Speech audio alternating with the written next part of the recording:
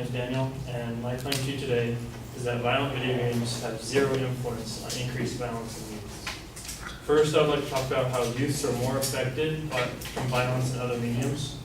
Then I will explain how violent video games provide emotional outlets for youths. And then I will end on how no conclusive evidence shows a link between violent video games and violence. So, to begin with, youths are more affected by violence from other mediums. Youths are exposed to violence every day in TV, movies, and books. They witness events that they have no effect on.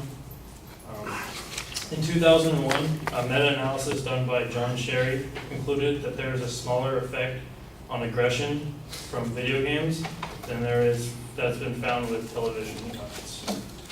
Kids are also exposed to violence in their everyday lives, from fights, violent sports, and sometimes even from violence at home. A study conducted at Texas A&M found that aggression in youth is related to trade aggression and exposure to family violence, and violent video games had no effect. Now I'd like to move on to how violent video games provide emotional outlet for youths. They allow youths to explore the rules and consequences of violent activity without real-world consequences. Ethan Gilsdorf, a writer from the New York Times, writes that violent video games aren't only not so bad, but help keep the real-world killings where they belong, in our imaginations, as harmless fantasies. These games can also help reduce stress and cure emotional problems. In a study conducted by Dr. Christopher Ferguson, a professor at Texas A&M, 103 young adults were given a frustration test and then randomized to play no game, a non-violent video game, a violent video game with a good versus evil theme, or a violent game in which they play the bad guy. He states that the results showed that violent games reduce depression and hostile feelings in players through mood management. All right, now I would like to move on to my third topic, how no conclusive evidence shows a link between video games and violence. According to Benedict Terry of the New York Times, the number of violent youth offenders fell by more than half between 1994 and 2010, from over 500 to 224 per 100,000 population, while video game sales have more than doubled since 1996. While a high number of violent offenders admit to liking video games, how can we know that the video games are what made them violent? A study conducted by J.S. Lemons of VA University in the Netherlands showed that youths that showed aggressive tendencies when they were young were more attracted to violent video games later in life. A large source of media uproar about violent video games comes from past school shootings, such as Columbine. Well, a 2004 United States Secret Service review of previous school shootings did not find a relationship between playing violent video games and any shootings. So in conclusion, violent video games have zero influence on violence and increased violence in youth because youths are more affected by violence in other mediums. Violent video games provide emotional outlets, and no evidence has shown us a link between them. Thank you.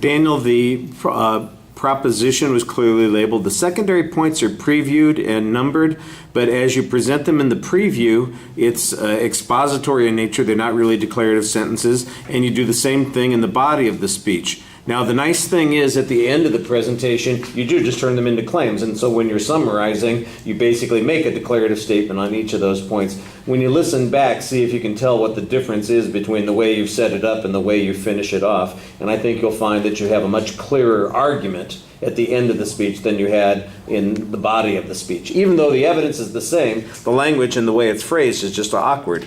Like I said, I thought you did a good job signposting those points as you went through the speech. Also, it was pretty easy to follow. I think the first point's a little bit thin on information. You could probably use some more data on this. The first quote that you had seems like it's pretty abstract, and there's another authoritative quote that you give us that sounds like it's 15 years old, so it might be a little dated, but I'm not sure that it comes from anybody who has any particular credibility. And if you're going to use testimony, I think you need to make sure that you cite what that person's credibility was. The study that you cited later on, I think that's a good way to go, but you give us kind of the conclusion of the study without giving us any degree of strength or percentages based on how well that, how significant that study was. And I thought it felt a little bit incomplete in that regard. And the same thing is true on some of the subsequent arguments as well. Some of the evidence, I think you've got a good idea for the evidence, and usually there's a good source citation for the evidence, and you qualify those experts a little bit. But occasionally it sounds like you're paraphrasing the conclusion of the study or the research instead of giving us a direct quote, and we're not getting quite as much as we need on those individual points. Like I said, at the end of the speech, I thought the summary made it much clearer what the argument was as well. All right, thank you.